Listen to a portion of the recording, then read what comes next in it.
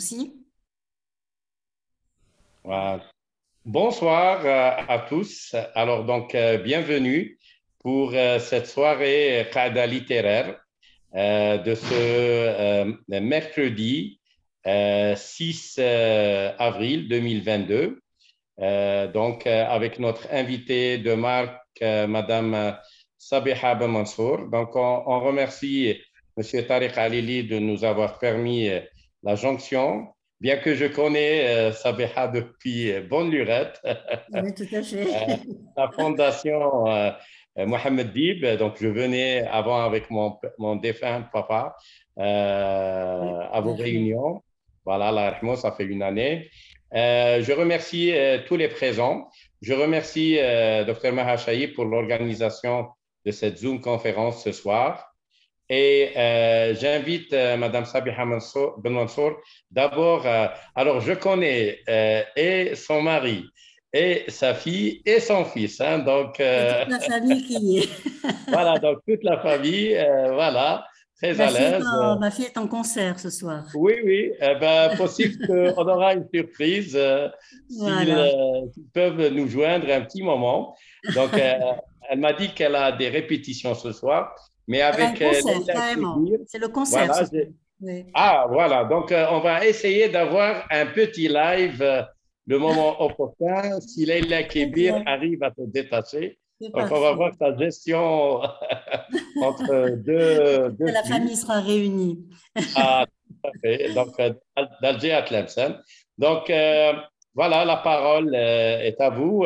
D'abord, une présentation qui est Madame Sabiha Ben Mansour, née Kalfat, et voilà, et présenter un peu plus la personne, la fondation, et enfin, au commencement et le paysage, ce livre par rapport à l'ancrage tlemcenien de la fondation Mohamed L'œuvre Dib. de Mohamed Zine. Oui, exact. Merci. Voilà. Merci, merci à vous et merci de m'intégrer donc dans ce groupe, ce grand groupe de médecins. On a toujours besoin de vous à tout moment de la vie.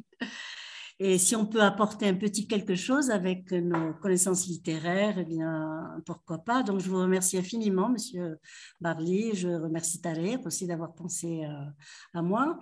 Et puis, je voudrais tout de suite commencer en disant que, effectivement, ce qui était prévu au départ, c'était la présentation de l'essai que je viens de consacrer, je viens de publier donc en 2021 aux éditions Casbah, un essai qui est réservé donc à l'œuvre de Mohamed Dib et qui est le résultat, je vais dire, de plusieurs années de travail, de contact avec l'auteur, avec son œuvre, avec donc tout ce qu'il a pu produire en plus d'un demi-siècle d'écriture. Et j'ai intitulé généralement ce contact des rencontres avec l'auteur sur lesquelles ce soir, je n'ai pas l'intention de m'étendre un petit peu plus que ça parce que c'est un livre qui, depuis qu'il est sorti, a été déjà présenté deux à trois fois déjà à Tlemcen et puis ensuite à Oran, ensuite à Alger, à Constantine, à Tizi Ouzou. Et je me suis dit que, en fait, par rapport à la circonstance dans laquelle je prends parole, c'est-à-dire le mois sacré de Ramadan, je vais plus précisément aller à un point particulier de ce livre qui rentre évidemment dans la perspective générale que je vais rapidement énoncer maintenant, mais qui s'adapte encore davantage à la circonstance elle-même et au rapport surtout de l'auteur Mohamed Dib, qui n'est pas à présenter évidemment. Hein. C'est la figure majeure de la littérature, du patrimoine littéraire algérien et plus particulièrement dans son rapport donc à la ville de Tlemcen. Alors, je vais commencer, si vous permettez, par quelques lignes générales de ce travail qui concerne d'abord le livre, ce qui me permettra de vous mettre en condition par rapport à l'axe principal, l'axe particulier que j'ai choisi aujourd'hui de traiter pour l'ensemble donc des auditeurs qui sont présents à cette conférence. Alors, parmi les lignes générales de ce travail, il y a une première affirmation qui est capitale et qui est un peu la résultante, si vous voulez, de tout le travail que j'ai pu faire sur l'œuvre de Dib, c'est de dire que c'est au cœur d'un espace qui est historiquement, culturellement et cultuellement organisé, structuré. C'est donc au cœur de cet espace que l'œuvre de Dib va naître. Et en fait, l'héritage intellectuel, l'héritage culturel, l'héritage artistique dont la ville de Tlemcen porte la marque ne va jamais manquer de déterminer d'une manière ou d'une autre l'écrivain dans son cheminement. C'est quelque chose c'est une assertion en fait, c'est une affirmation. Tlemcen, on va dire que Tlemcen est au cœur de l'œuvre de Mohamed Dib. Et donc, cet héritage va déterminer l'écrivain, mais Dib va inscrire à son tour dans cet héritage ce que j'appellerais une intellectualité tlemcenienne, à travers la langue française, à travers la langue de l'autre, et ceci au plus haut niveau, c'est-à-dire au niveau de la littérature, qui est quand même le plus haut niveau de l'expression de la parole. Et de cette façon-là, il va écrire, si je puis dire, sa propre page dans l'histoire d'une ville prestigieuse au cœur de ce que j'ai appelé le livre de Tlemcen, c'est-à-dire en fait toute cette histoire stratifiée qui est celle de Tlemcen et qui est jalonnée à la fois d'écrivains, de savants, etc., etc. Et à ce niveau-là, Dib va affirmer lui-même, il va dire, pour moi, Tlemcen, c'était le lieu où je me sentais vivre. Et il va ajouter, c'était dans une interview qu'il consacrait à France Culture, il va ajouter la phrase suivante, il va dire Tlemcen était la réplique extérieure de mon sentiment intérieur. En fait, donc, vous voyez cette réciprocité qui fait qu'en même temps, il est conditionné, comme on peut l'être, mais en fait, ce n'est pas une originalité aussi de dire qu'un écrivain est conditionné par son lieu natal.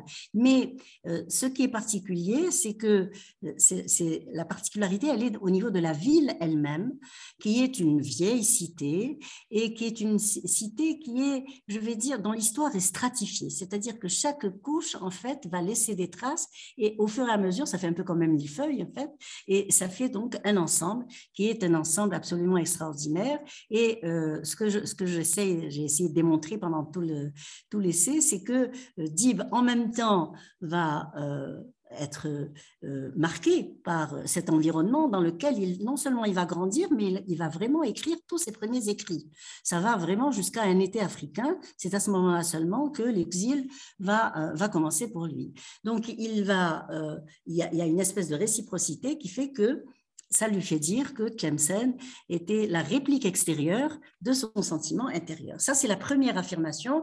Si vous lisez le livre, vous constaterez que je la décline sur différents registres et j'essaye de montrer comment cette œuvre s'est constituée. La deuxième affirmation, qui est aussi importante que la première, c'est que Tlemcen va, je vais dire entre guillemets, va le suivre dans toute son œuvre. C'est-à-dire que, en fait, c'est le deuxième point fort. Le deuxième point fort, c'est que dans le passage de la ville comme référent, Tlemcen, par exemple, dans la trilogie Algérie, Tlemcen est nommée, elle est décrite, on reconnaît les rues, on reconnaît les maisons, etc. Donc ça, c'est un référent concret. Donc du référent concret au déploiement de l'imaginaire, eh bien, Tlemcen va cesser d'être seulement l'expression d'un lieu déterminé pour devenir son Tlemcen. C'est lui qui va qui va retravailler la ville avec son imaginaire et la ville va devenir en fait l'expression, l'image, si vous voulez, l'expression métaphorique de sa propre quête, sa quête du sens. Tout écrivain a une quête du sens et de sa propre construction en tant que sujet écrivant. Autrement dit, donc le deuxième point fort, c'est qu'entre constance, c'est-à-dire en fait un lieu fixe que l'on peut reconnaître sur une carte de géographie, et mobilité, c'est-à-dire ce qu'on va en faire, parce qu'un lieu n'existe en fait que par rapport à la façon dont on le voit et dont on le vit. Eh bien, entre constance et mobilité, le paysage, d'où le titre, au commencement et le paysage qui a déterminé l'auteur devient finalement son propre produit. Alors, il y a beaucoup d'exemples qui vont jalonner l'œuvre, je ne vais pas les donner tous, mais on va dire que, par exemple, il y a beaucoup d'évocations des valeurs premières comme le pardon, la fraternité, l'amour, la relation à l'autre, le respect de l'autre, etc., à travers différents registres. Ou alors, il y a, par exemple, le discours des Fallah dans l'incendie. On voit cette relation à la terre qui n'est pas la relation d'une propriété, je vais dire commerciale, d'une belle propriété, mais c'est une relation qui tient du sacré. Il y a une relation charnelle entre le fellah et sa terre. C'est ça, c'est son lieu, c'est son espace. Ou alors, par exemple, on peut citer l'expression de l'enfant dans Tlemcen l'écriture quand il tombe par hasard, par le fruit d'un hasard, quand il tombe sur une zaouia et qu'il tombe sur le dhikr de la zaouia, il est complètement pris dans cette ambiance, etc. Donc, à partir de ces premières réflexions, je disais tout à l'heure, en accord avec la circonstance, donc le mois sacré du Ramadan, j'ai choisi de focaliser mon intervention sur une question principale dont j'ai traité également donc, dans le livre, comment le fait religieux, alors au début je disais le soufisme, mais je trouve que ce n'est pas suffisant parce que c'est vraiment encore plus large que ça, comment le fait religieux comme manifestation concrète, plus ou moins lié finalement au souvenir des lieux premiers. On vit dans cette ambiance, donc on la porte en nous en fait. Donc comment le fait religieux, mais comme élément concret, je disais, mais aussi surtout comme marque de la spiritualité. Comment cet espace va devenir le lieu d'une démarche philosophique chez l'écrivain et va être présente dans toute l'œuvre de Dib. Alors, pour parler de cela, je pars de quelques réflexions de base. Et la première, je l'ai empruntée à quelqu'un que tout le monde connaît, je pense, hein, c'est Feu Abdelmajid Mezien. Abdelmajid Mezien, parlant donc d'une éthique de la vie intellectuelle à Tlemcen, dans une de ses conférences, eh bien, va parler de cette pensée religieuse en termes d'interaction entre différents points de vue qui la caractérisent. Interaction, c'est un mot important, hein, entre différents points de vue qui la caractérisent. Il va en parler comme d'une philosophie de l'existence qui va finir par s'ériger en fait en règle et qui, basée sur la sagesse et la tolérance, ne pouvait, nous disait-il, Abdelmajid Mezien, qu'aboutir à ce qu'il intitule les ouvertures et l'humanisme. Ça, c'est quelque chose que j'ai emprunté donc à Abdelmajid Mezien pour introduire mon propos. Et donc, il va suggérer par là que au-delà d'une base d'apprentissage qui est évidemment fondamentalement stricte, mais aussi raisonnée, puisque c'est scientifiquement dispensé, du texte religieux. Donc, en dehors d'une base d'apprentissage très stricte du texte religieux, la part de sensibilité, nous disait Mezien, au niveau de la réception individuelle, aurait été vécue non pas comme une trahison au dogme, mais au contraire comme une possibilité d'élargissement des horizons de réflexion sur l'humanité. Ce point de vue, que je développe beaucoup plus longuement dans mon livre, m'a paru intéressant pour entamer justement la réflexion sur ce quelque chose, et je mets quelque chose entre guillemets, qui émerge à la surface de l'œuvre de Dib. Ce quelque chose que d'emblée, je présenterai comme puisant dans le religieux, mais en le débordant. Ce quelque chose que l'on peut nommer, en fait, le sacré.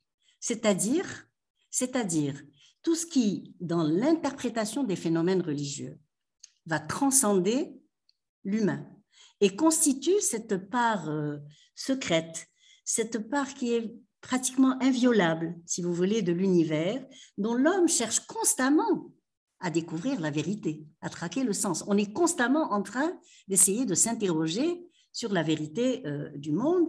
Et autrement dit, c'est quelque chose qui nous appartient de vivre dans l'intimité profonde de notre être et qui est vraiment, en fait, la part ésotérique de la réflexion. Donc, on a toute la part exotérique et puis on a la part ésotérique. Alors, pourquoi j'ai dit ça? Parce qu'en fait, Dib, très souvent, on a des réflexions qui émergent dans son œuvre et qui sont en étroite relation avec ce premier aspect des choses. Par exemple, je citerai dans l'Arbre à dire, il nous dit « Derrière la réalité se dissimule une surréalité, même et différente, qui ne reste pas toujours cachée, mais se montre-t-elle et nous découvrons ce qui, dans notre paysage physique, le transforme en paysage mental, pour nous interroger.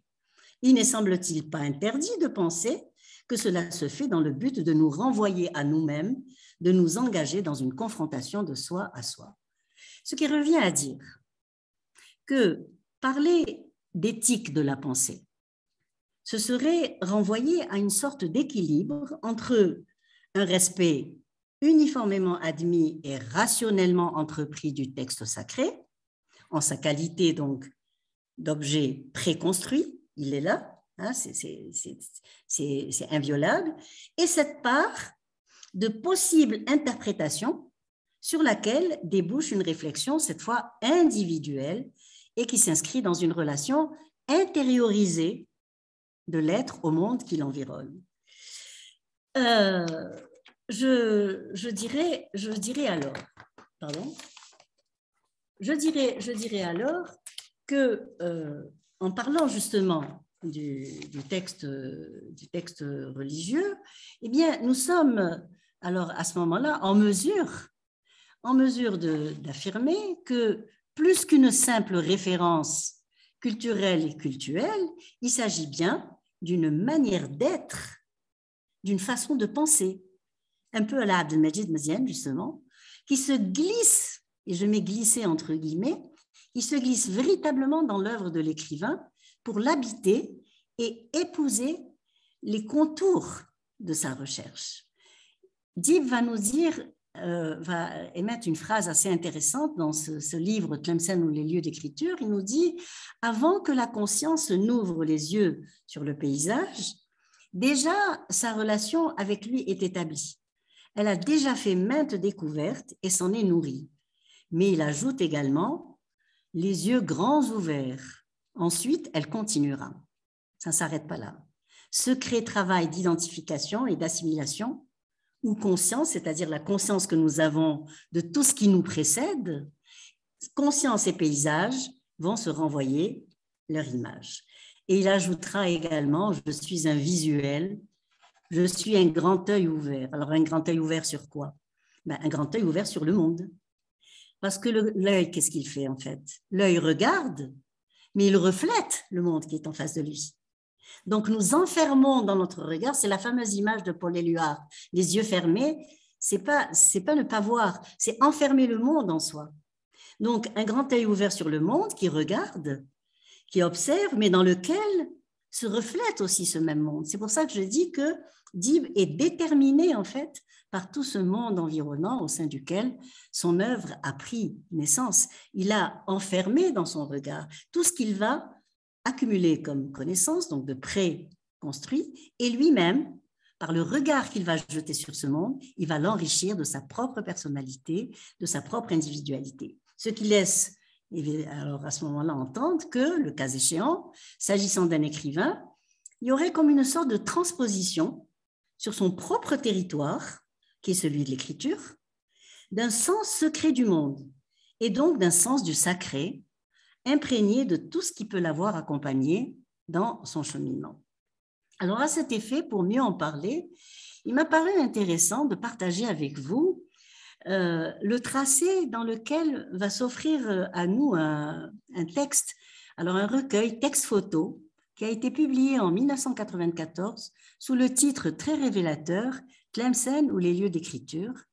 Et c'est un livre où Dib est présent avec des photos qu'il avait prises en 1946. D'autres photos ont été prises par un photographe d'art, Philippe Bordas, Et le tout, eh bien, au sein de ces photos, circulent des textes de Mohammed Dib. Le livre Tlemcen ou le lieu de l'écriture se présente à nous comme une sorte de tracé, vous savez, comme un crayon où on fait un dessin, hein, un tracé qui, à mon sens, est représentatif justement de ce que je viens de définir pour vous il y a un petit moment, donc représentatif de cette espèce d'entrecroisement entre une expérience individuelle et la manière d'être au monde au sein duquel elle va se réaliser. Alors, je vais aller même un petit peu plus loin en disant que le tracé s'apparente vraiment à un véritable pèlerinage initiatique. Il s'apparente, je n'ai pas dit que c'était un pèlerinage initiatique, mais il s'apparente à un véritable pèlerinage initiatique avec des haltes, des stations, qui elles-mêmes s'ouvrent comme autant de ramifications. C'est-à-dire, à chaque fois qu'on a une station, on a des choses qui vont venir amplifier l'image au sein de laquelle donc, cette station va se faire. Et donc, ça va donner en même temps de la verticalité, hein, et en même temps de l'épaisseur. C'est un peu comme la fourmi, vous savez, elle avance, elle creuse, et puis ensuite elle avance, et puis elle creuse encore, et on arrive après à avoir un ensemble. Alors, communément parlant, si on prend juste un exemple comme ça, on va dire que Dib va nous faire un tour de sa ville natale, qu'on va faire un petit tour, hein, pour aller se promener, mais en fait, à l'instar des derviches tourneurs, qu'il évoque lui-même d'ailleurs, il s'agit vraiment d'un tour, au sens de tourner. Et ce tour se fait dans un mouvement de reproduction vraiment éternellement renouvelable par le fait qu'il y a le pouvoir réuni à la fois de la mémoire, Dib revient à la fois sur la mémoire de sa vie, en même temps sur la mémoire de son œuvre, la mémoire des lieux. D'accord ? Par exemple, il revient sur le madrasa détruit, il revient sur le cimetière, etc. Donc, ça se fait dans une forme de reproduction de ce pouvoir réuni de la mémoire. Et cette mémoire, eh bien, elle va être représentative d'une parole qui, grâce à la réactualisation que va lui donner les mots, qui lui donnent la vie, va faire un effet de spirale. Retenez bien les termes, tour, spirale. Hein. La spirale, c'est le mouvement de spirale, en fait, c'est vraiment le retour sur soi. Vous voyez, on avance, puis on retourne sur soi. Et cette spirale, Dib va même nous dire qu'elle va se transformer quelquefois en un véritable tourbillon qui nous aspire. Et il nous dit, vous-même ne comprenez plus rien de ce qui vous arrive. Ça, il le dit à propos de lorsqu'il arrive à Ain Ouazouta et qu'il y a toutes ces manifestations au niveau de l'Aïd, ces fratries qui circulent ici, etc. Il dit, vous-même ne comprenez plus ce qui vous arrive, grisé, vous voici à votre tour pris d'étourdissement. C'est la transe en fait. Hein. Et entre-temps, qu'êtes-vous devenu ? Une poussière d'étoiles dans une nébuleuse.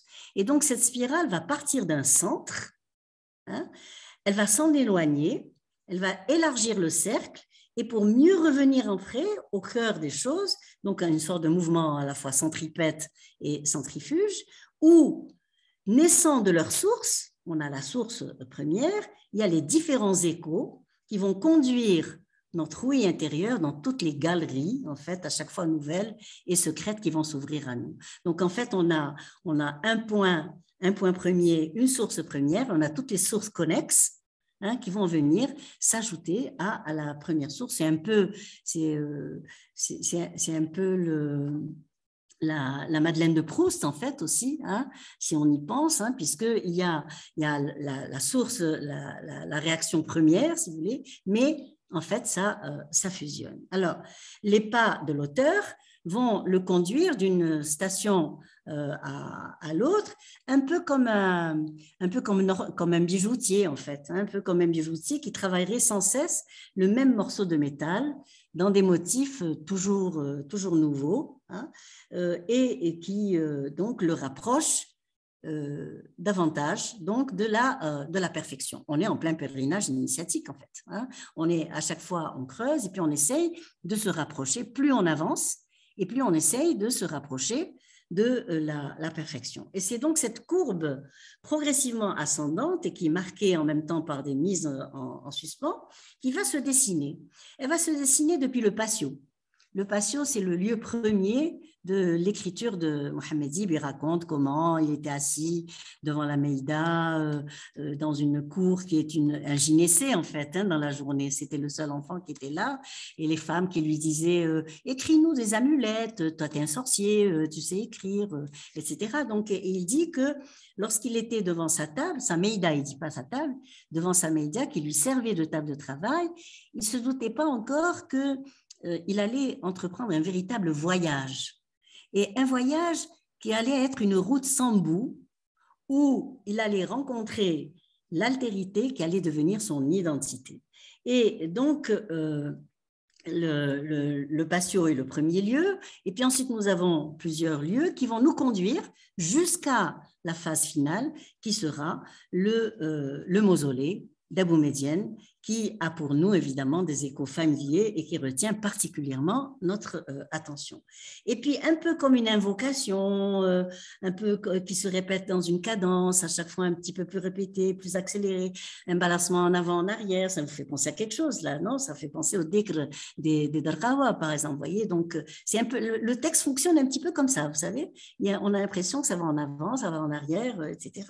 Donc un peu avec la même respiration saccadée, le récit va s'installer dans un rythme qui progresse dans la verticalité et qui en même temps va creuser en profondeur pour essayer de nous faire parler les choses vraiment dans la totalité de toutes leurs possibilités originelles. Et comme ça, eh bien, les lieux, nous dit-il, il va passer d'abord par ce qu'il a appelé les jardins de l'éternité, c'est-à-dire le cimetière, les lieux rendus à eux-mêmes, à leur délaissement, veillés par la paix des jardins, de l'éternité, etc. Et puis, il va progressivement, là, entamer cette ascension. Et nous, c'est cette ascension qui nous intéresse, parce que cette ascension va se faire vers le mausolée de Abou Médienne. Là, je retrouve le tracé de l'œuvre. Hein. À chaque passage, vous voyez, vous suivez le dessin là, on part du patio, on va passer par plusieurs espaces, on va vers le Muqabara, hein, et puis de là, on remonte. Vous voyez, géographiquement, c'est le cas, d'accord? Mais là, évidemment, intellectuellement et spirituellement, ça correspond à quelque chose chez Mohammed. Donc, il va commencer son ascension vers le mausolée de Abou Médienne, de celui que, nous dit-il, Ibn Arabi ne nommait que comme le maître des maîtres. C'est l'ultime phase et c'est cette présence spirituelle qui va couvrir et transcender le parcours de Mohammed Dib. Alors, Dib nous raconte, il nous dit, nous tenons à l'honneur de visiter aujourd'hui son lieu, en parlant de Abou Médienne.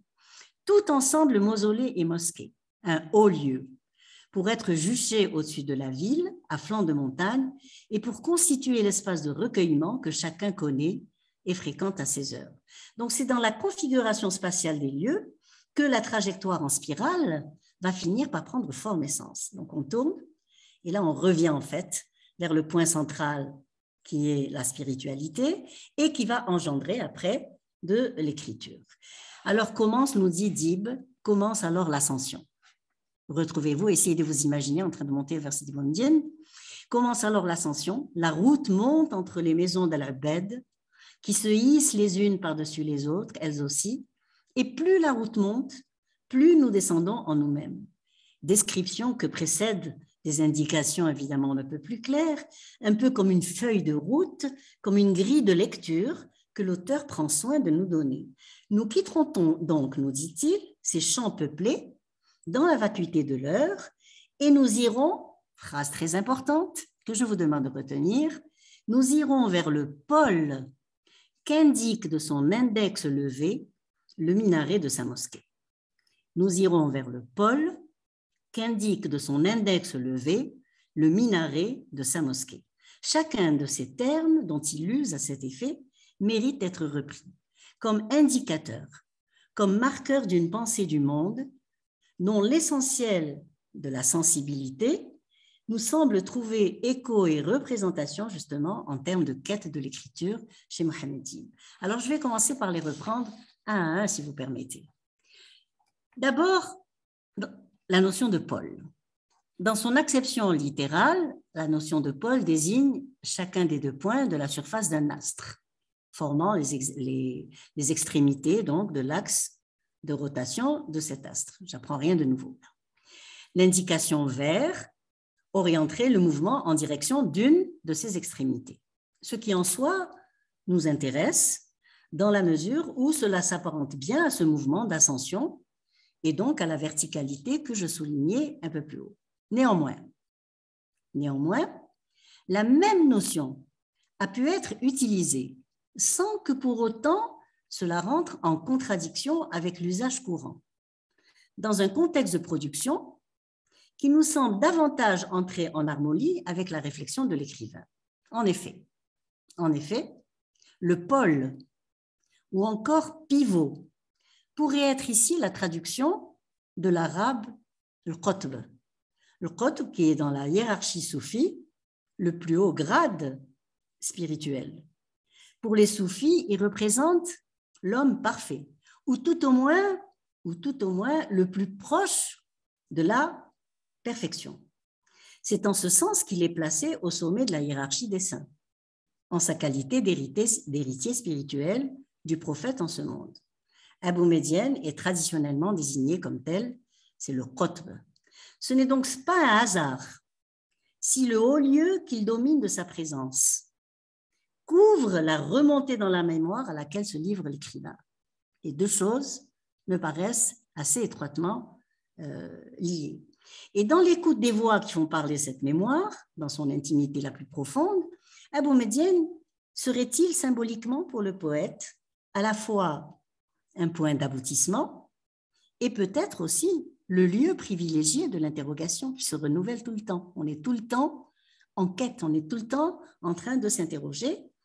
Une orientation sans doute de la voie à suivre pour tenter d'aller vers la vérité du monde, c'est-à-dire pour tenter ce que Dib appelle l'ultime aventure d'aller jusqu'au bout des limites. Un écrivain, quand il écrit, il essaye d'aller vraiment jusqu'au bout des limites et une invitation donc à se laisser étreindre par l'immensité de l'absolu jusqu'au moment où, nous dira-t-il dans l'Aube Ismaël, un autre de ses livres, « Moi n'est plus maître de moi, plus maître de sa parole ». Alors, je me pose la question, est-ce que c'est un choc poétique ou est-ce que c'est un transport mystique, La parenté, en tout cas, est pour le moins étrangement saisissante. Je passe au deuxième terme et je reviendrai à la question.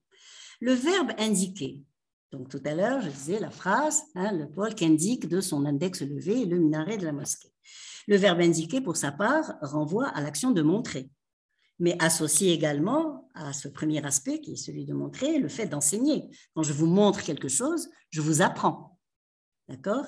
Donc, le fait d'enseigner, de faire connaître à quelqu'un ce qu'il cherche. Autrement dit, ce serait donner à toute quête une orientation à même de lui éviter une dispersion, un errement, comme on dit, et de l'inscrire dans un tracé qui, quelque part, est déjà pré-codé. Vous me voyez venir. Et puis, associé à cette indication, alors là aussi, c'est important. Il y a une gestuelle qui la précise, c'est celle de l'index levé. Et là aussi, nous ne pouvons pas ignorer, évidemment, que c'est le geste qui, dans la pratique religieuse musulmane, accompagne la shahada, la profession de foi, donc, le serment à Dieu, et qui marque toute prière et tout recueillement. Donc, c'est un marqueur d'une relation à la fois exotérique, puisque associé à un rituel collectif, commun à tous les pratiquants, mais aussi ésotérique, parce que c'est lié à un moment de recueillement. On est seul quand on fait notre prière, seul avec nous-mêmes. Et donc, de relations intimement silencieuses entre soi et le monde et le cosmos, entre soi et Dieu, l'image de l'index levé vient appuyer, à mon sens, le glissement qui a l'air de s'opérer entre une pensée mystique et une mystique de l'écriture. C'est la thèse que je défends plus largement dans le livre dont je vous ai parlé. Enfin, on a le minaret de la mosquée. Le minaret de la mosquée qui est en fait le sujet de la phrase que j'ai citée tout à l'heure et qui finit de nous conforter en fait dans notre approche. Pourquoi? Parce que le minaret, orienté lui-même vers les lieux saints, est à la fois l'indicateur et le point de concentration à partir duquel toutes les invocations réunies tentent d'aller vers le pôle, donc vers la perfection, sans que pour autant il soit dit que cette perfection puisse être atteinte, puisque en fait le problème c'est que de l'être humain, c'est que tous ces efforts tendent vers la perfection, mais qu'on est constamment renvoyé à notre propre impossibilité en tant qu'être humain faible.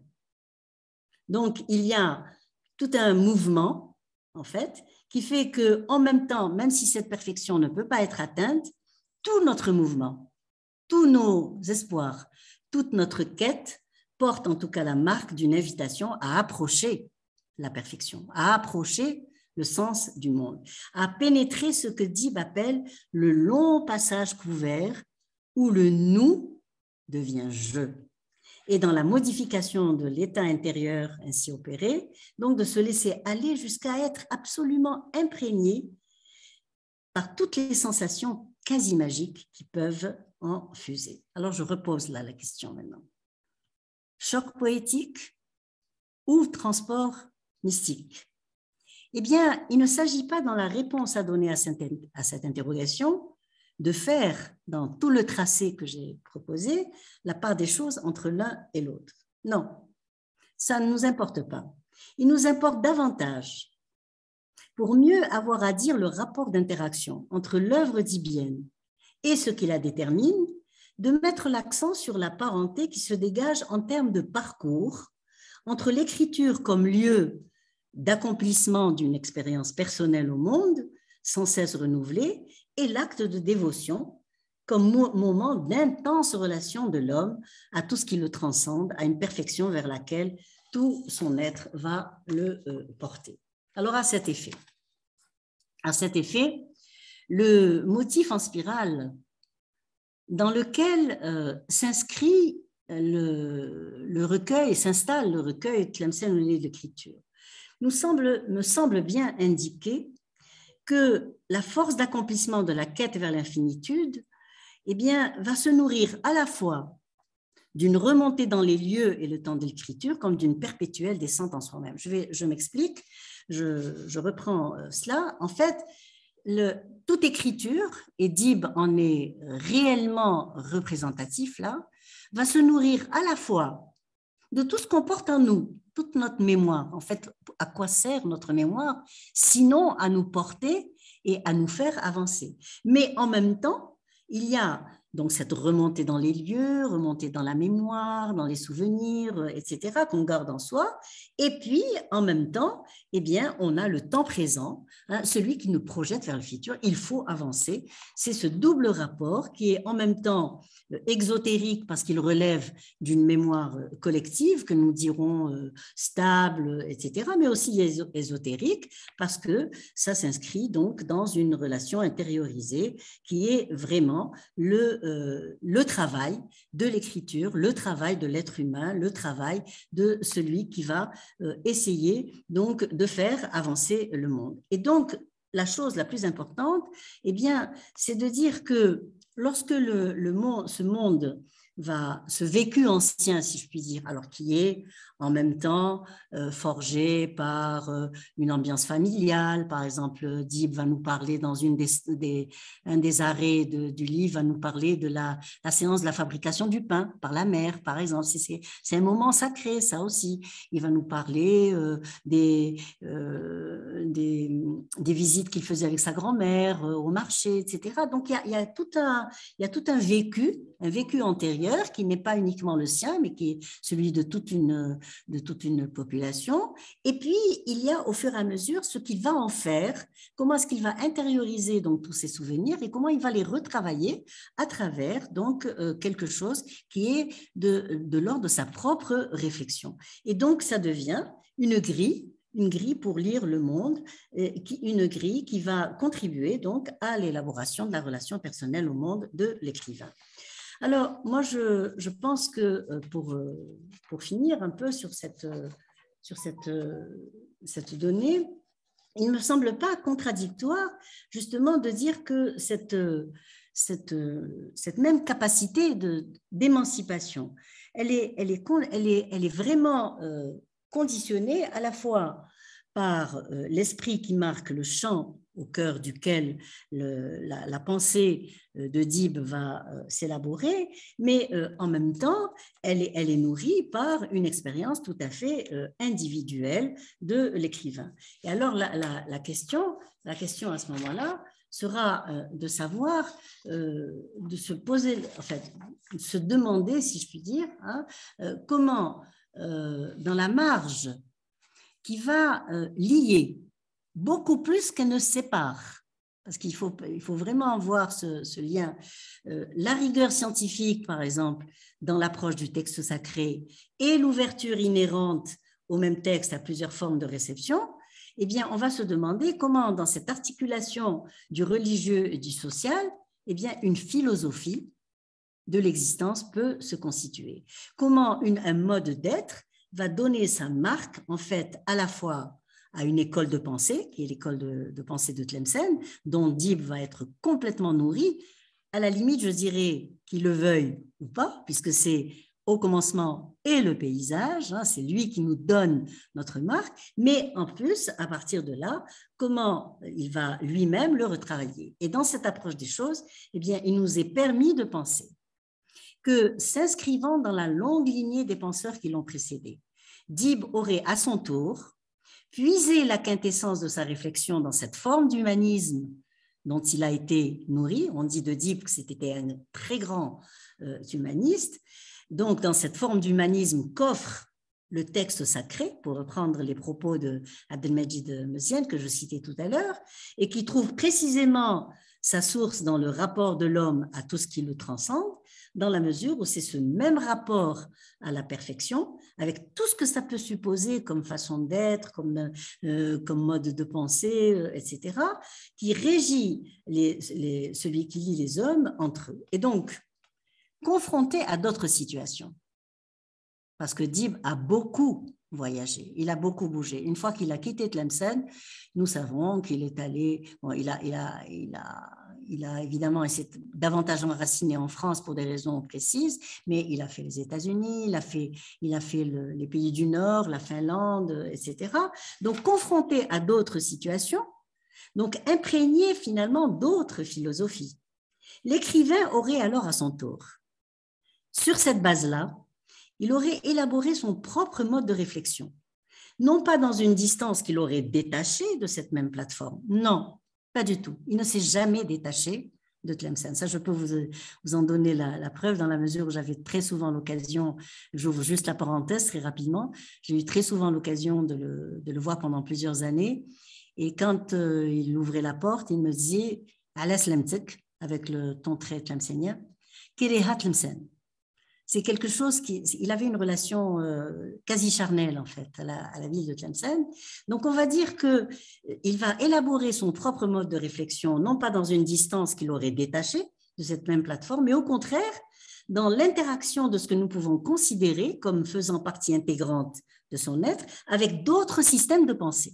Vous voyez, donc il va assurer la jonction entre l'intériorité et l'extériorité, même vécu dans le drame ou dans la mésentente historique, il a su justement retravailler tout cela.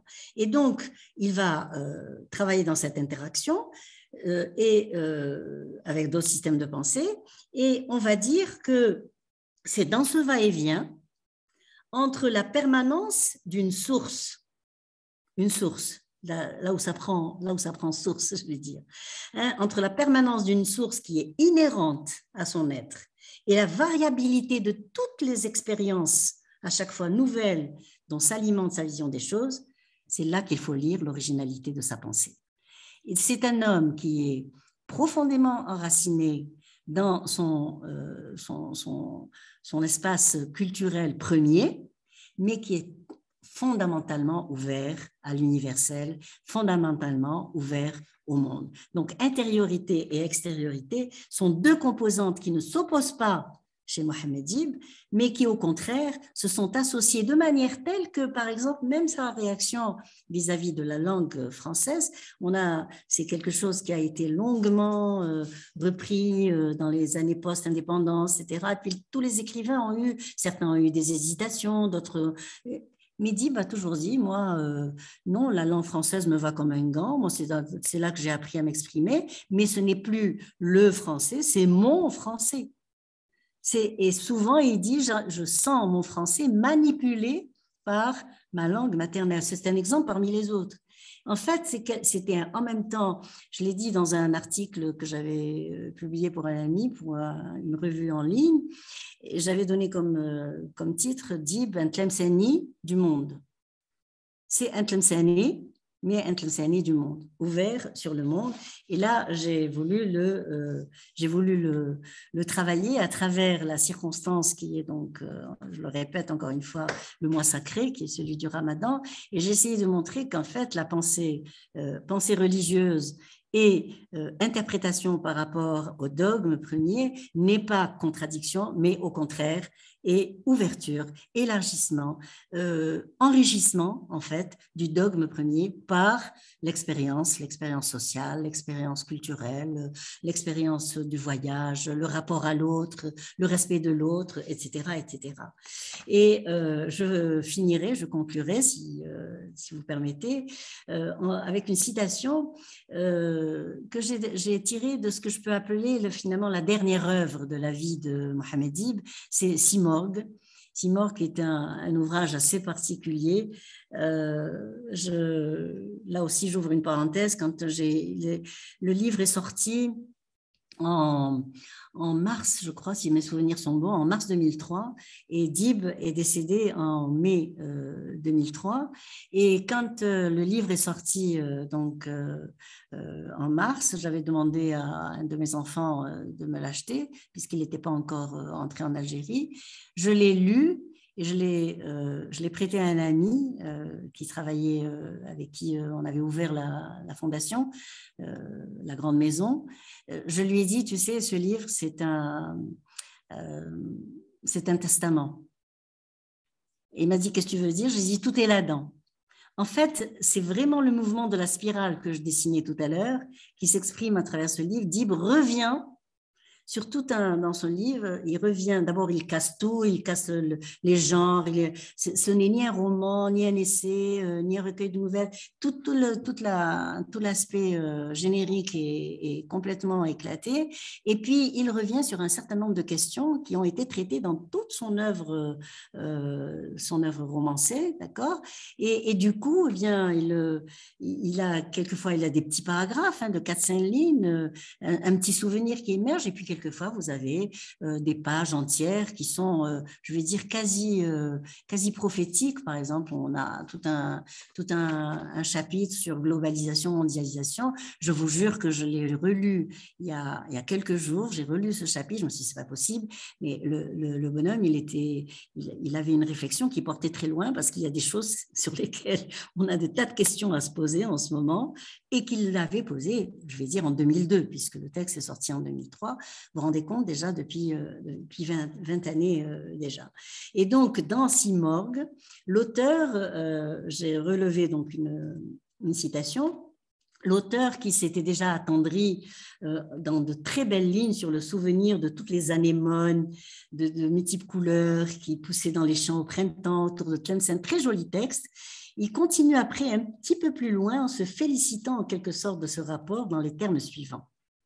Il nous dit « D'aucuns fantômes restent toujours attachés à nos pas, que nous essayons, nous, de les oublier, de les semer, ou de faire diversion, eux ne nous oublient pas. Ils sont là. Nous gardons en quelque sorte. C'est une protection en fait. Appartiendrait-il à cette race d'anges appelés gardiens? Nous ne les entendons jamais pleurer dans notre dos. Seraient-ils des conciliants? Nous ne saurions mieux faire que de l'être aussi avec eux, des conciliants. La meilleure chose qui puisse leur arriver et nous arriver. Gardons notre mémoire, mais ne la figeons pas, ne la rendons pas stérile, autrement dit. Nous gardons notre mémoire, nous l'avons en nous, elle nous a marqués, et nous allons la retravailler justement pour faire avancer la vie, pour faire avancer la pensée, pour faire avancer le monde. Ce sont les grandes leçons, en fait, que Dib nous donne, que j'ai essayé de reprendre. Maintenant, je referai, moi, à mon tour, la boucle, Au commencement, le paysage, qui est en fait la première parole avec laquelle Dib commence ce recueil, Tlemcen, les lieux de l'écriture, et il commence justement par le commencement, le lieu de l'origine, mais un lieu d'origine, un point qui est en fait pas figé, mais sans cesse décentré, sans cesse déplacé, sans cesse nourri par des actes nouveaux, par une pensée nouvelle, des expériences nouvelles. Il faut s'ouvrir au monde, il faut essayer de faire en sorte que ce monde continue à venir à nous, ne nous éloigne pas de lui. Voilà, je vous remercie, j'espère que je n'ai pas été trop longue. Bravo, c'était excellent. Et d'ailleurs, ce qui m'a intrigué, c'est que durant ces 2 années, dans notre groupe de vidéoconférence, on est en train d'élaborer une approche thérapeutique globale, multidimensionnelle, qui est holistique et personnalisée. Et dans un de ces axes, on insiste beaucoup sur le neuroexistentiel et le neuroémotionnel. Et dans le neuroexistentiel, d'ailleurs, je l'ai transmis en message privé sur votre lien Telegram. On est en train d'échanger à propos de la spirale de l'échelle émotionnelle par vibration. Ah ben c'est magnifique. Donc, voilà. Et donc, quelque part, ce que vous venez de décrire, parce que le lien transgénérationnel, le lien par rapport à la Terre, par rapport à l'origine, à l'enfance, donc là, c'est le neuroexistentiel. Et on a plusieurs échelles qu'on a partagées en spirale, ou bien il y a le fameux tableau de Hawkins, donc à propos des élévations des vibrations, et qui peut aller de la simple, par exemple, honte, douleur, colère, désir, puis on arrive à un niveau où on est un petit peu détaché, mais encore mieux avec de la joie, de l'amour, enfin de la paix, et à la fin, l'illumination. Et donc, tous ces termes, on les retrouve à peu près dans cette spirale qu'il nous propose. Et ce que j'ai trouvé très intéressant, c'est le fait de passer par le cimetière avant d'aller vers El-Ubad. Donc, quelque part, c'est comme si la mort n'était qu'un souvenir du futur et il était dans l'ancrage du présent de la spiritualité, comme si il était dans ce qu'on appelle, nous, dans les neurosciences, l'alignement quantique entre le soi authentique et le moi social. Et donc, vous avez décrit, on a tous les éléments. On a le moi social, donc toutes les contraintes d'une société qui a une histoire, des traditions, donc quelque part un moule où on essaie de mettre chacun, mais comme tout littéraire, il y a quelque part, on retrouve cette liberté et donc qui ne le met pas dans le moule auquel le moi social essaye de le placer. Et donc, on retrouve cette liberté et cet humanisme et universalité. Et quelque part dans le dernier livre, Simog, donc vous avez parlé, que par moi je dirais qu'au lieu de poser les questions, parce qu'en général, dans un traitement littéraire, on pose des questions, lui a apporté des réponses pour des questions qui n'existaient pas encore. Et donc, ça qui donnait cette qualité. Donc, et là, on retrouve, c'est-à-dire le génie d'un… On dit que quelque part, pour avoir un auteur comme Mohammed Dib, c'est une fois chaque siècle par région ou par ville. Bon, je ne vais pas dire par pays, mais par région, par exemple, ou bien ça dépend, toute une région. Et quelque part, le défi qu'a pris Mohammed Dib, c'est que dans une ville où il y avait beaucoup de savants, beaucoup de littéraires, comme vous avez dit, sur 10 couches, donc sur 10 siècles, donc sur 1000 ans de prouesses littéraires, il a quelque part s'émanciper, apparaître, mais avec son génie de simplicité et de discrétion. Et moi, j'aime beaucoup travailler disons, la physionomie. Et quand je le regarde dans certaines interviews, bon, heureusement avec YouTube et d'anciennes vidéos, on arrive à voir, on retrouve quelqu'un de très détaché, de très pragmatique, dirais-je, passionné. Et sa passion, il l'a exprimée littérairement, mais en tant qu'homme, c'est un homme universel. Et c'est ça qui fait la différence par rapport à d'autres. Sa passion, elle est dans l'écrit, mais dans le présentiel, il en parle tellement de Tlemcen qu'il a choisi de vivre loin de Tlemcen.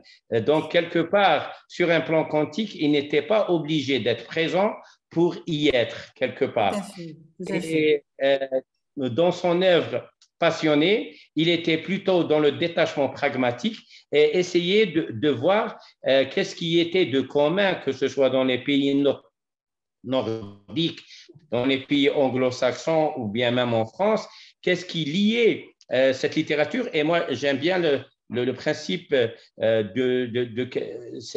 il a personnalisé sa ville, il a personnalisé même la langue française, il a personnalisé même sa vision de la ville.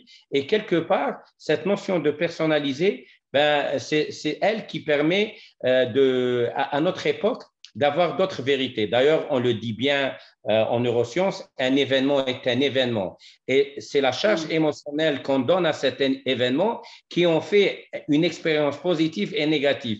Et dans tous les livres, par exemple, d'Ars Betar, donc dans le livre, quelque part, elle décrit de la douleur, mais il la décrit si bien qu'on en a même la nostalgie de cette douleur. Donc, quelque part, il va à élever il va vers une élévation des vibrations où on est même dans la nostalgie de la douleur. Pourquoi? Parce qu'il a permis une élévation vibration et donc on a retrouvé la paix même en période de guerre. Et c'est ça qui est assez spécial. Et on remarque même chez Mohammed Dib, c'est-à-dire il n'a même pas d'animosité contre la France ou bien pour lui, il y a un détachement et chacun a sa responsabilité et l'être humain, il est ce qu'il est et l'humanisme est une autre chose à laquelle on doit y aller. Et donc, c'est ça qui m'a beaucoup inspiré personnellement. Oui, tout à fait, exactement. En fait, ce que je disais tout à l'heure, ce qui le caractérise, ce qui fait de lui un écrivain tout à fait, d'abord très prolixe, hein, parce qu'il a quand même couvert des dizaines d'années en fait d'écriture. Mais ce qui fait son originalité, c'est que en même temps qu'il est un homme du monde, en même temps qu'il est complètement ouvert à l'universel, c'est quelqu'un qui est complètement enraciné dans son espace socio-culturel premier. C'est-à-dire que, en fait, les notions de modernité et de tradition ne s'opposent pas. Voilà, tout à fait. Elles se complètent. Et elle se complète de façon tout à fait heureuse. Et je vais le dire, je vais reprendre juste un ou deux points que vous avez développés dans le domaine qui est le vôtre. Je suis très, très, très contente, ça me permet d'apprendre aussi des choses tout à fait intéressantes. Eh bien, ce qui est à noter, c'est que sur cette œuvre qui a duré quand même près de 60 ans, c'est pas peu, vous savez. Quand on écrit depuis le poème Vega, qui était écrit en 1946, jusqu'aux derniers écrits qui sont restés sur son ordinateur et qui ont paru en édition posthume en 2005, en 2005, eh bien, l'œuvre est fabriquée de la manière suivante. Il y a des constantes. Les constantes, ce sont toutes ces grandes valeurs dont je disais qu'elles lui ont servi de grille pour lire le monde. D'accord? Tlemcen lui a donné un espace à partir duquel, qui était donc structurellement pensé, réfléchi, etc., eh bien, pour penser le monde. Mais à partir de donc, les constantes, avec des thématiques qui se ressemblent, qui ne sont pas les mêmes, mais qui se ressemblent de façon telle que ça fait quelque chose d'uniformisé. Et puis, donc ce que j'appelle les récurrences du texte. Et puis, il y a, à la faveur d'une circonstance, à la faveur d'un espace différent, à la faveur d'un événement, il y a des choses qui se renouvellent. C'est un peu le saut de la puce, vous savez, elle recule, et puis après elle avance. Et quand elle avance plus loin encore. Et donc, toute l'œuvre est en même temps aérée, elle est ouverte vers le monde et en même temps, elle est profondément enracinée dans ce qui a pu la fabriquer. Et la deuxième originalité qui complète celle-ci, c'est que Dib a été, pendant plus d'un siècle d'écriture, un poète libre. Voilà, libre. Qu'est-ce que j'entends par poète libre? C'est-à-dire qu'il n'a été associé à aucun élément qui puisse le paralyser et l'enfermer dans une structure de pensée. Pour lui, une pensée, il s'en enrichit, elle lui apporte ce qu'elle peut lui apporter pour élargir son regard. Je parlais tout à l'heure de regard sur le monde, mais d'un monde qui se reflète également dans ses yeux. C'est-à-dire qu'à chaque fois qu'il y a quelque chose de nouveau qui se reflète dans son regard, eh bien, il y a une possibilité de regarder vers le monde et de regarder encore, de charger son regard de choses différentes. C'est pourquoi, n'étant pas enchaîné, refusant d'être enchaîné, Dib n'a jamais accepté d'être très médiatisé. Vous savez qu'il n'a jamais participé, il le disait de façon très, très sèche quelquefois. Je peux vous raconter une petite anecdote à laquelle j'ai été associée moi-même en 2003, qui était donc l'année de l'Algérie en France. Vous vous rappelez? Eh bien, la première commissaire, qui était une dame à l'année de l'Algérie en France, nous avait téléphoné à moi et à une collègue qui est spécialiste aussi de l'œuvre de Mohamed Dib, c'est Madame Najat Redda, qui est connue elle aussi. Elle nous a téléphoné en nous disant, voilà, on voudrait proposer à Dib de s'inscrire au prix Nobel, etc. On va profiter de l'année de l'Algérie. Et on lui a dit, oui, c'est une bonne idée, mais peut-être que... Oui, pardon, excusez-moi, j'ai oublié l'essentiel. Mais pour ce faire, il faut qu'il soit présent à toutes les manifestations le concernant, il faut qu'il soit médiatisé, il faut qu'il soit ceci, il faut qu'il soit là. Bon, nous, timidement, gentiment, très poliment, comme on sait l'être, dans notre, justement, socle socioculturel, eh bien, on lui dit, bon, écoutez, vous savez, il ne faudrait pas trop lui demander les choses comme ça, parce que ce n'est pas quelqu'un qui se montre sur les places publiques, qui fait beaucoup de forums, etc. Non, c'est quelqu'un qui est très modeste. Elle nous dit, vous me laissez me débrouiller, c'est son numéro de téléphone. Alors, elle l'appelle et puis elle lui dit, voilà, monsieur dit, voilà, je vous appelle. Très bien, madame, oui, je vous remercie d'avoir pensé à moi. Elle lui dit, oui, mais attendez, pour ce faire, il faut que ceci, cela, etc. Et il lui dit, madame, notre conversation est terminée. Voilà. C'est lui qui m'a raconté. C'est pas moi. Il m'a dit, j'ai été assez rapide. Il parlait très lentement. J'ai été assez rapide, mais je lui ai dit, madame, notre conversation est terminée. Le prix, vous pouvez le garder. Il faut que... C'est un homme du monde, en fait. C'est un homme du monde. Voilà. Oui, Et ça, c'était la personnalité profonde de cet être qui était en même temps un être bouillonnant, très, comment dire, très présent par la pensée, par les descriptions qu'il faisait, par les analyses qu'il faisait, par les métaphores qu'il a utilisées, etc. Et par la façon dont il a avancé dans son œuvre, qui est vraiment immense. Hein, mais en même temps, c'est pas quelqu'un qui recherchait la gloire, qui recherchait la... Vraiment pas. Et il y a une c'est deuxième, elle qui venait vers lui. Voilà. oui, et il y a une deuxième anecdote, si ça peut vous intéresser. Je ne prends pas trop de temps là. Non, non, vraiment à l'aise. Ça, c'était pendant les années, la décennie, ce qu'on nous a appelé la décennie noire, parce que nous, les qualificatifs, ils nous viennent de l'extérieur. On nous qualifie de printemps, de machin, de décennie noire. Enfin bon, bref, ça c'est mon point de vue.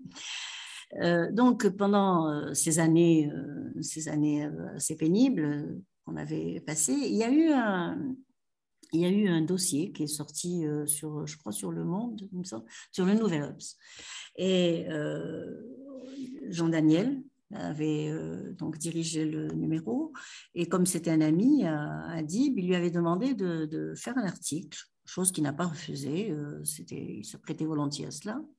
Et dans l'article, il a parlé enfin, il a essayé d'expliquer les choses, comment une république se constitue, quelles sont les valeurs dont on ne doit pas s'éloigner, etc., pour pouvoir construire un système qui soit équitable, qui soit respectueux de l'être humain, etc. Et puis à un moment donné, il ajoute dans son texte la chose suivante, il dit dans les institutions républicaines, l'armée est garante de la bonne tenue donc des valeurs républicaines, chose comme il disait qu'il n'a pas inventé, quoi. Il a simplement inclus là-dedans pour expliquer comment les choses se constituent. Le lendemain de la parution de l'article, on a un titre à la une dans un de nos quotidiens, Mohamed Dib défend l'armée algérienne.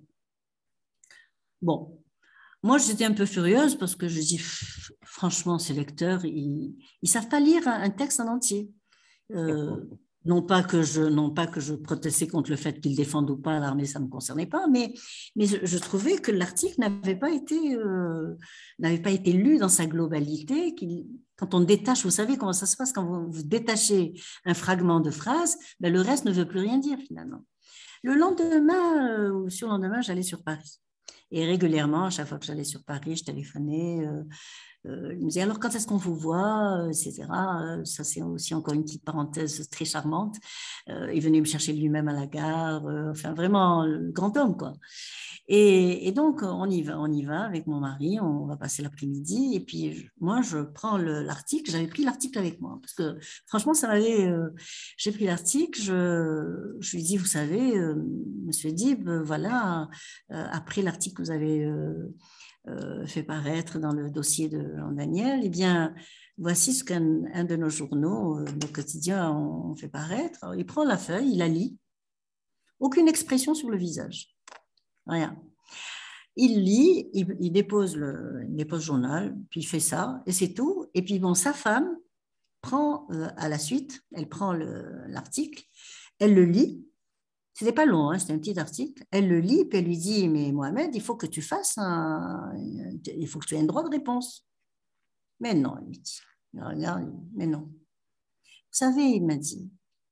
Non, il lui dit, tu sais, Colette, il parlait à sa femme, tu sais, Colette, si je devais courir après tous mes millions de lecteurs à chaque fois qu'ils me lisent, je n'aurais plus jamais le temps d'écrire. Une fois que votre texte est devenu public, il ne vous appartient plus. Il appartient à celui qui l'a réceptionné. Ça, c'est un être libre. Voilà. Parce qu'un autre aurait peut-être dit, oui, voilà, je vais l'attaquer, je vais lui dire, machin, etc. Et pourquoi il a écrit ça? Je vais lui faire des réponses, comme on en voit. On voit beaucoup, malheureusement, de ces polémiques, hein, maintenant, qui sont tout à fait déplorables.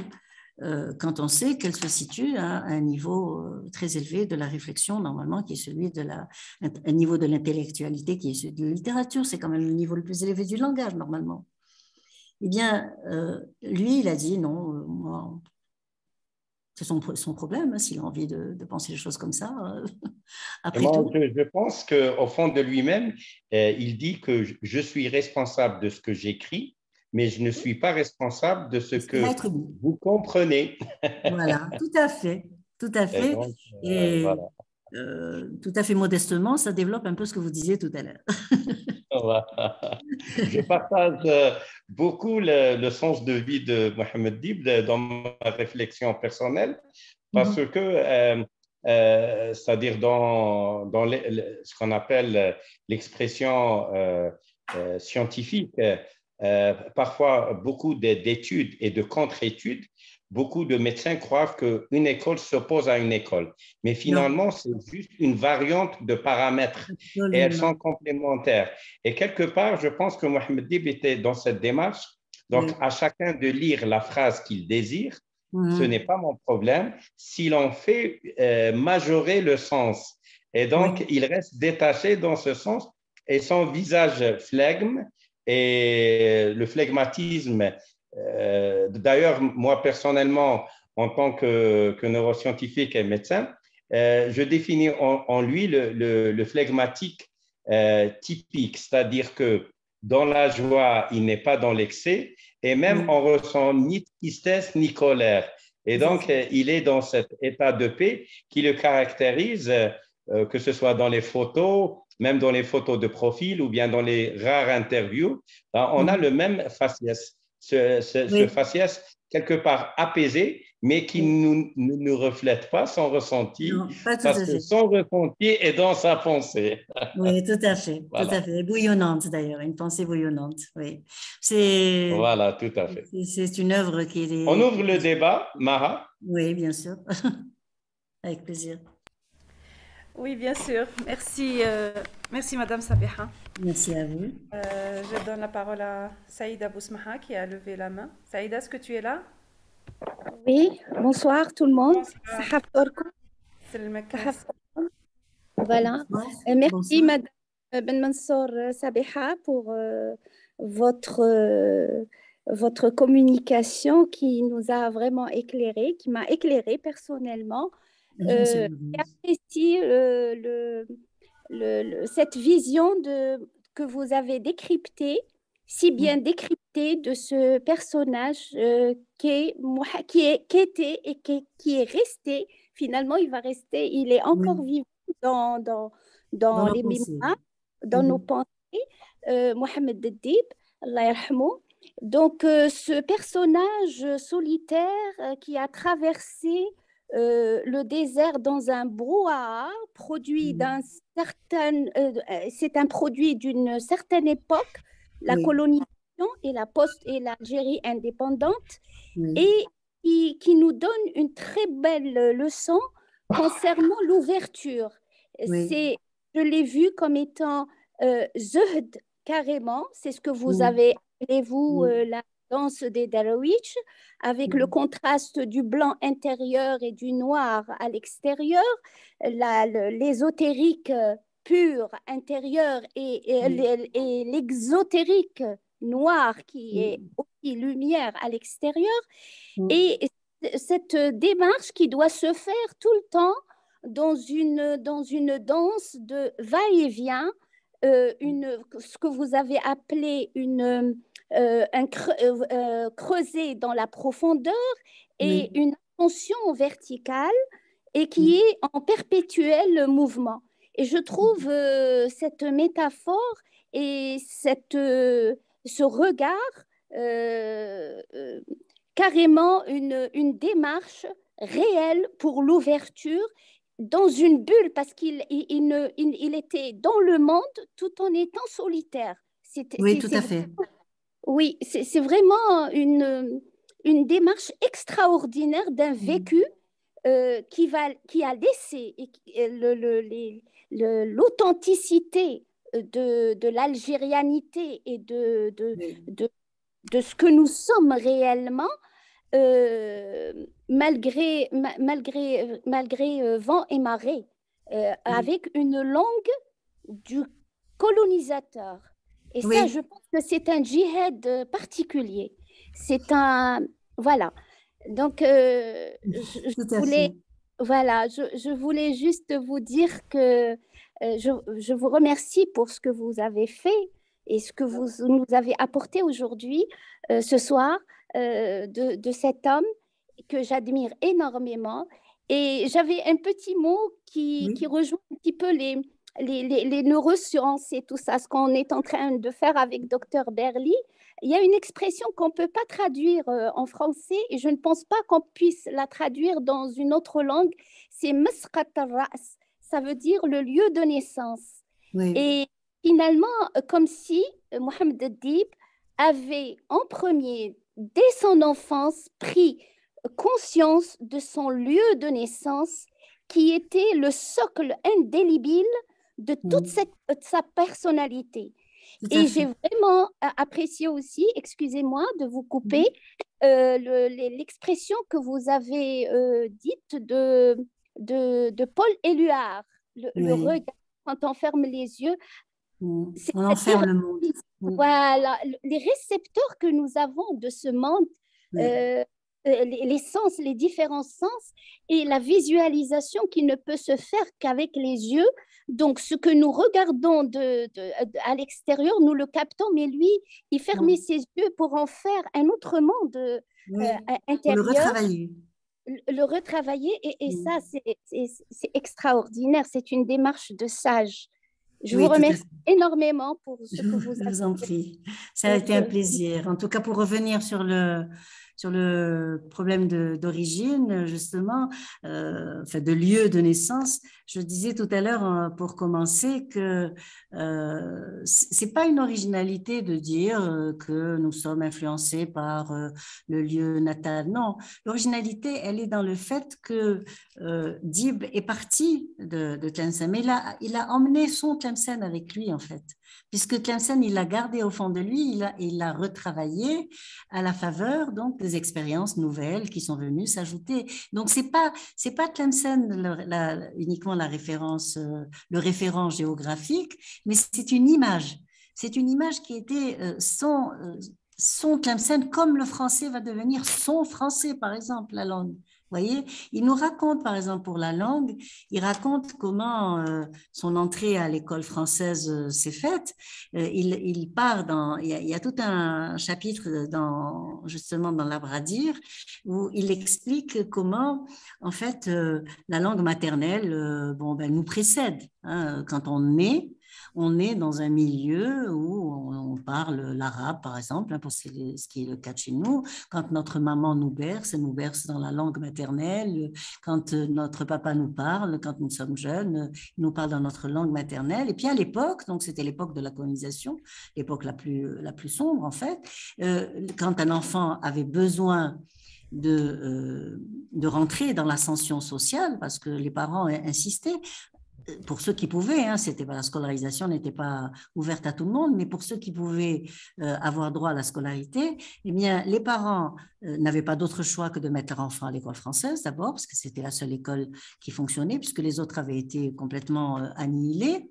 Et à l'école française leur garantissait un statut social. Il fallait, s'ils passaient l'école, eh bien, ils avaient peut-être la possibilité d'avoir accès à une part de l'éducation, à une part de l'instruction. Donc, il raconte comment la langue maternelle précédait, puis un jour, il rentre à l'école. Et il rentre à l'école et il raconte ça un peu comme un drame. Il dit, voilà, tout d'un coup, eh bien, j'ai été précipité en fait dans un monde qui n'était pas le mien, et que va-t-il faire?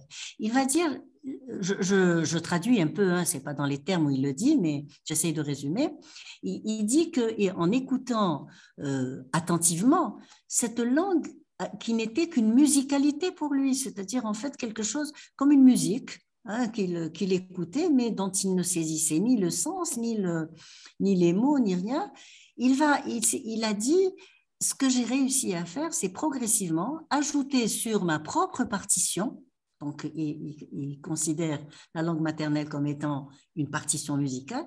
Il va ajouter les notes qui lui sont venus donc de l'extérieur, donc de l'école. Et progressivement, il dit, je me suis aperçu que j'étais en train de construire en fait ma propre langue, c'est-à-dire une langue qui était la langue de l'instruction, la langue française, mais qui va en même temps se nourrir puisqu'elle va être pénétrée par la langue maternelle. Et du coup, eh bien, il va constituer un système linguistique qui va être sa propre langue. On ne va pas dire que Dib écrit dans le français de Molière, Dib va écrire dans le français de Dib. Je ne parle pas des emprunts, hein. Je parle de quelque chose qui est perceptible par le ressenti, si je puis dire. C'est-à-dire qu'en fait, quand vous écoutez, quand vous lisez le livre, quand vous lisez les livres de Dib, vous avez l'impression d'écouter parler l'auteur lui-même. Et ça, c'est une sensation que j'ai eue, moi, quand je l'ai rencontré pour la première fois. C'était assez tard, hein. Je l'ai rencontré en 90, quand on avait eu l'idée dans un mouvement associatif, qui n'était pas la Grande Maison, mais qui était avant, c'était l'association Ahbab Cheikh Habib Ansari. On avait eu l'opportunité d'organiser un colloque. Et on m'a dit, qu'est-ce qu'on fait comme colloque, etc. J'ai dit, écoutez, c'est honteux. Tlemcen est la ville de Mohamed Dib et jamais la société civile n'a fait quelque chose sur cet écrivain. Je pense que c'est le moment. À l'époque, je ne travaillais pas encore du point de vue universitaire, je ne travaillais pas encore sur l'œuvre de Dib. Et donc, on a commencé à préparer le colloque, etc. Ça s'est bien passé. Je l'avais invité, mais très poliment. Il m'a dit, vous savez, la maladie, etc. En fait, il n'assistait pas aux réunions où on parlait de lui. Il disait, moi, quand les gens se réunissent pour parler de mes livres, je les laisse entièrement libres. Il ne faut pas que je sois là parce que je vais les gêner. Donc, il avait répondu très poliment qu'il ne pouvait pas venir. Et puis, à la première occasion que j'ai eue d'aller sur Paris, j'ai demandé à aller le voir. Et puis, bon, on a discuté très simplement, très modestement. L'accueil était vraiment toujours formidable. Et en l'écoutant parler, j'avais quelque part l'impression de lire ces textes. C'était une sensation assez surprenante. Et quand je suis revenue à Tlemcen, quand j'ai commencé à relire un certain nombre de textes, il me semblait que la voix de Dib était en train de retentir dans les textes, dans les mots que j'étais en train de lire. Donc, il y avait une étroite relation entre quelque chose que lui avait construit et dont le produit était là devant mes yeux. Bon, cette sensation, je l'ai encore retravaillée en profondeur quand il y a eu justement ce texte, Tlemcen au milieu d'écriture. Moi, j'avais eu comme mission de promener Philippe Bordas à Tlemcen, qui était revenu avec des photos de Mohamed Dib de 1946, qui lui avait dit « va sur les lieux d'écriture et retrouve un peu tous ces lieux-là ». Donc, j'avais fait cette expérience de traverser les lieux. Et puis, quand j'ai retrouvé Bni Boublen, par exemple, mais dans son évocation littéraire. J'ai redécouvert des lieux que normalement j'étais censée connaître. Je suis tlemcenienne, je suis native donc de cette ville, etc.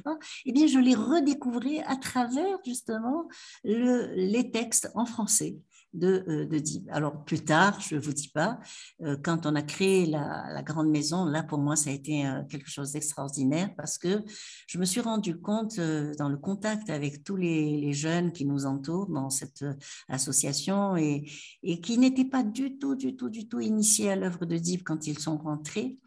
Et à qui on a demandé tout simplement de traverser l'œuvre et de s'arrêter là où ils avaient envie de s'arrêter. C'est-à-dire qu'ils prenaient un livre, ils l'ouvraient, ils le feuilletaient, puis hop, ils tombaient sur une citation, ils disaient tiens, c'est intéressant ça.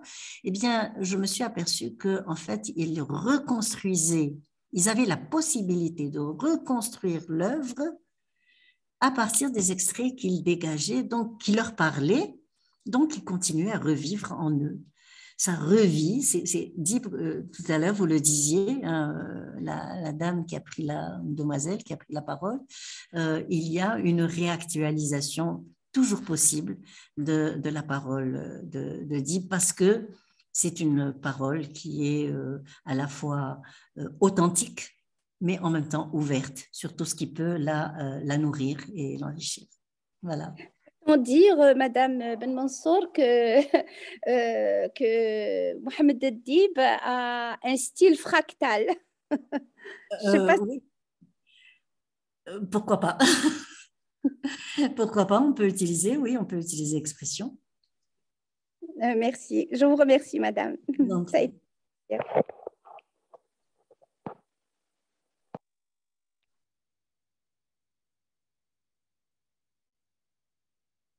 bonsoir, oui. Donc, il y a une des membres De l'association. de l'association. Donc, Elle aimerait on l'invite à témoigner, hein, Nawel. avec plaisir. Elle peut ouvrir la caméra et le micro. Bienvenue. Ah ben oui, bonsoir. C'était juste à la naissance, là. Donc, Oui, vous pouvez effectivement. activer la carte. Alors, je suis contente de vous revoir, Madame Ça me fait Sabeha. plaisir aussi.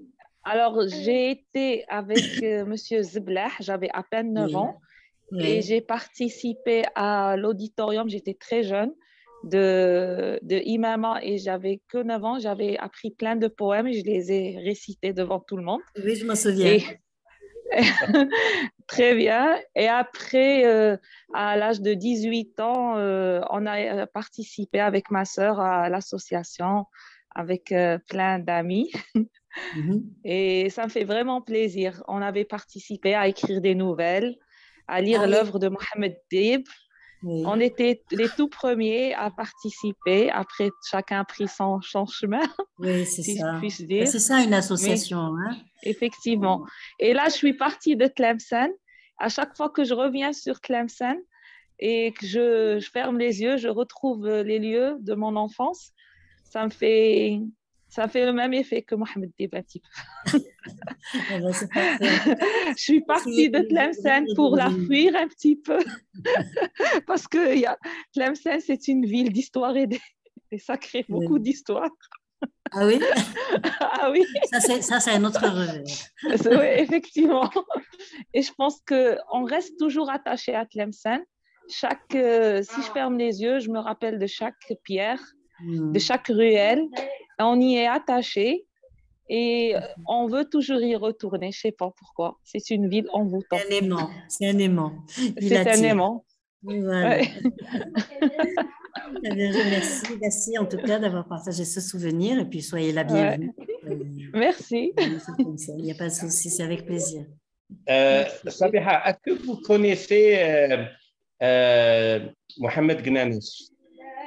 Oui. Oui. Alors, c'était l'oncle de mon père, donc l'oncle maternel. Ah, j'ai Bon, pas il fait était le fondateur de l'étoile nord-africaine et il avait une amitié avec Mohamed Dib. Ah oui, immense. Et en parlant de la thématique Tlemcen, ville d'art, d'histoire et des histoires, pour rigoler, donc il lui disait, bon, quoi qu'on dise de Tlemcen, la disparition de Tlemcen et de Fès est un signe d'eschatologie, donc un signe de fin des temps. Donc, qu'on aime ou on n'aime pas Tlemcen et même Fès, donc pour lui, il y a le pôle Fès-Tlemcen, donc il y a ce qu'on appelle le pôle de concurrence.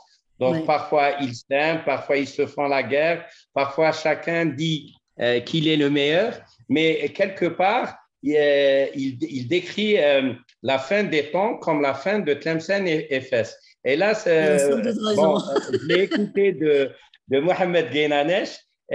Il m'a dit, bon, même Mohamed Ghinanesh, il a vécu ce qu'a vécu Mohamed Dib. Et d'ailleurs, malgré qu'il a été le fondateur de l'étoile nord-africaine, il est enterré à Madrid, donc quelque part oui. Dans une ville personnelle. Et il ne cherchait ni reconnaissance. Pourtant, il est rentré en prison avant la Révolution et il en est sorti après l'indépendance. On l'a même oublié en prison parce qu'il n'était dans aucun des registres. Parce qu'il était, puisqu'il est rentré avant même 1945. Voilà. Et il était, comme par hasard, à Daya, Bossieux, juste à côté, là où je suis, à Ras-el-Ma. Et donc, il avait également, parce que moi, j'étais son ami à Alger, parce que, bon, je suis né, j'ai vécu à Alger, et j'ai beaucoup appris de Mohamed Ghinanesh. Oui, et donc, il avait, moi, je lui posais les mêmes questions c'est-à-dire pourquoi pas une médiatisation de ce que vous avez fait de Mohamed Dib également. Et j'ai dit que qu'il vous lit dans le même retrait, il a dit que parfois quand on fait l'éloge d'un élément, c'est une façon de s'approprier. Et donc, on peut vivre loin de Tlemcen, comme Nawel Bossalah, je pense qu'elle est à Ain Mouchent, mais ceci n'empêche pas que le legs va avec la Effectivement. personne. Voilà, et c'est une caractéristique des villes comme Tlemcen ou Fès. Et on a parmi nous ce soir Jamila Belfondel, qui est une poétesse marocaine. Parole. Jamila? Bonsoir. Bonsoir. Bonsoir Jamila. Elle se présente, elle est plus là.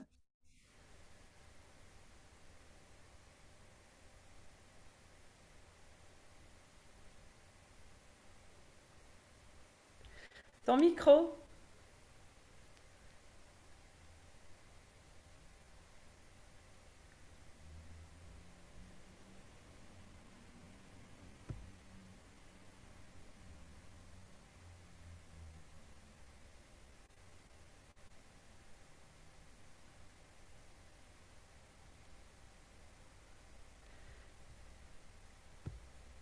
Jamila, je t'envoie une invitation pour ouvrir ton micro.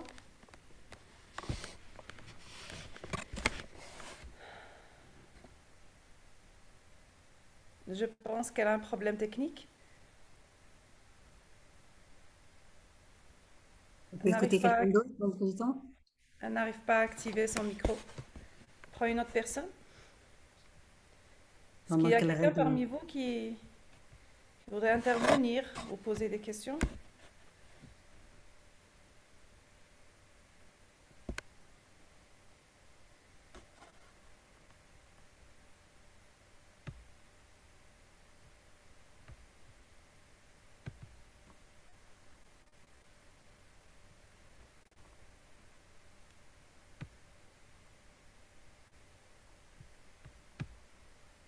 Sinon, Tariq, pour le mot de la fin, on ne l'a pas entendu. Même sur le chat, je n'ai pas vu de questions. Des partages. Donc, dispose à son niveau, je pense, de plusieurs exemplaires du livre pour ceux qui sont intéressés. Oui, bien entendu. Et il y a eu beaucoup qui ont acheté le livre avant cette conférence, grâce au report qu'on a fait. Ah, super. Voilà, et beaucoup l'ont lu. Voilà, donc chacun présente son livre. Voilà. Voilà. Baya, Satek. Baya Kedir, de Sidi Belabès. Voilà. Ah. Voilà. Merci, Tariq. Oui, vous m'entendez? Oui. Oui. Donc, j'étais hésitant de prendre la parole, mais bon, merci Yes de m'avoir donné la parole. Donc, je remercie Madame Sabeha Bnousor. D'ailleurs, elle a accepté tout de suite l'idée. Elle a adhéré et elle est en train de nous aider en plus de ça pour avoir d'autres auteurs pour les inviter. Donc, je la remercie. Et j'ai eu l'occasion d'assister, bien sûr, à la présentation au sein de la librairie, mais on ne dirait pas que c'est vraiment différent. On ne dirait pas que j'ai assisté à la présentation, mais en plus de ça, c'est le même livre. Donc, oui, en fait, c'est un aspect que j'ai pris, c'est ce que j'ai dit tout à l'heure en commençant, c'est un aspect, un des points que j'ai développé, puis j'ai préféré développer ce point-là parce que c'est la circonstance du sacré, du ramadan, etc., donc ça tombait bien. Mais ce qu'il faut retenir, c'est que ce point-là, c'est un point vers lequel rayonnent en fait tous les autres. C'est-à-dire que là, bon, ce que j'avais fait à la Maison de la Culture ou à la librairie, à l'université, c'était présenter l'essai tout entier. J'avais expliqué comment est-ce que j'avais travaillé sur la question, comment c'était le résultat finalement de plusieurs années de réflexion, d'action également. Et j'avais montré que en fait, l'essai était le reflet de ce double aspect chez Dib, c'est-à-dire en même temps un aspect très académique, mais en même temps un aspect très ouvert, très social, très projet social finalement, hein, ce que je veux dire. Donc, et c'est un projet que j'ai, non seulement que j'ai analysé, mais que j'ai adopté d'une certaine manière, parce que Dib constitue maintenant à peu près de 30 ans de ma vie de lecture et de recherche. Donc, c'est en fait une part de vie, quoi. Hein, c'est un peu ça. Voilà. D'ailleurs, c'est pour ça que j'ai dit, bon, ça c'est pour rigoler un peu. Une fois, j'ai demandé à M. Bonbonsol, votre mari, est-ce que vous n'êtes pas jaloux de M. Dib? Monsieur Dib. Surtout qu'il y en a qui m'appelaient Madame Dib en plus. Voilà. Donc, ça, c'est juste une parenthèse. Une parenthèse. Bon, justement, c'est pour ça, moi, j'ai dit qu'en quoi, c'est ça le professionnalisme, c'est-à-dire on présente un livre, le même livre, mais d'une autre façon. Sur différents voilà, aspects. tout dépend disons, les occasions, tout dépend. Oui, tout à fait. Donc, bravo. Merci. Et en plus, comme j'ai remarqué qu'en quoi, on dirait qu'en quoi il n'y a pas de hasard. Parce que, d'ailleurs, je viens de faire une formation avec Dr. Barli, il m'en parlait tout à l'heure. Oui. Voilà, et tout. Et donc, en présentant le livre aujourd'hui, donc il y a une. On n'a pas fait exprès là. Voilà, vraiment. C'est complémentaire. Et ça, c'était pas prévu. Voilà. Donc, c'est très bien. Moi, ça m'a permis d'apprendre plein de choses d'ailleurs. J'espère que je continuerai à suivre vos activités. Il faut qu'on s'enrichisse tout le temps. Voilà. Avec plaisir. Merci beaucoup. Oui. J'aimerais rajouter une anecdote, imaginaire. Hein. Si Mohamed Dib était parmi nous ce soir et qu'on lui aurait demandé de se présenter, il nous aura dit, adressez-vous à Sabiha Ben Mansour, elle me connaît mieux que je le connais moi-même. Voilà, donc là, Allah yaj'al a'malu fi mizan hasanatih, voilà. Et donc, merci, Madame Sabiha Ben Mansour. On était très ravis de votre présence, du partage et de la façon de présenter. Je remercie Tariq Alili d'avoir fait le contact. Je remercie Maha Chaïb d'avoir fait le nécessaire pour cette Zoom conférence. Je remercie tous les invités d'avoir été présents, d'avoir interagi et participé. Et c'est grâce à la présence que cette dynamique pourra continuer. Et ravi du partage et que vous puissiez assister même à nos prochains invités. Je vous adresserai en message privé, qu'on me rappelle des prochaines activités qui pourront être très intéressantes. Voilà. Donc, merci beaucoup. Merci pour les contacts que vous faites pour nous, pour inviter d'autres auteurs et écrivains. Donc, on vous donne comment dirais-je, carte blanche pour choisir sans nous consulter. Voilà. Donc, merci beaucoup. Avec plaisir. Voilà. Avec plaisir. Voilà. Donc, bonne soirée. Et je vous donne le mot de la fin. Ça. Voilà. Bien, écoutez, le mot de la fin, c'est que, en fait, il y a interaction, hein, donc entre ce qu'on croyait des domaines tout à fait différents. On s'est aperçu avec beaucoup de bonheur ce soir qu'on disait finalement les mêmes choses, mais chacun avec son langage. Et ces choses-là, bien, elles reposent sur deux choses élémentaires. Je crois qu'il ne faut jamais s'éloigner de soi, mais il faut toujours aller vers l'autre et s'enrichir de l'autre pour augmenter le volume de compréhension de soi. Ça, c'est quelque chose, c'est la condition sine qua non de la dynamique de l'être humain. On ne peut pas vivre dans le figisme, On ne peut pas le vivre dans le souvenir stérile et stérilisant du passé. Il faut utiliser le passé pour pouvoir faire vivre le présent et faire avancer vers le futur. Ça, c'est absolument essentiel. C'est ma conviction la plus profonde et je l'ai rencontré aujourd'hui, déjà dans l'œuvre de Dib depuis plusieurs années, mais aujourd'hui avec vous, par rapport aux explications que vous m'avez données, j'ai trouvé ça génial et je suis très heureuse de cette jonction qui existe entre nos spécialités. Donc, au plaisir, Inch'Allah, et je vous souhaite bonne continuation pour toutes les belles choses que vous faites.